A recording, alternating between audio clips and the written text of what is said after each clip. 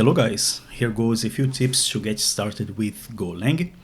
First tip is to go to the Go website, download and install a GoLang version. You can install it for Windows, Mac or Linux. Second step, go to your command line and make sure Go is working. Just type Go space version. There it is, it's all good. Now let's initialize a new module, go mod init, and let's give it a name of example.com/hello.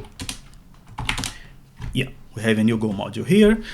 Third step is to open that folder in an IDE. I'm using Visual Studio. So new projects, hello world, and that's it. So let's create a new file. It's gonna be main.go package main, and we're also gonna have a function called main because that's gonna be an executable function, and we are simply printing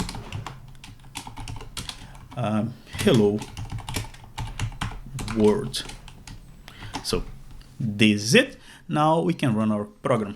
Go run main.go. And there it is.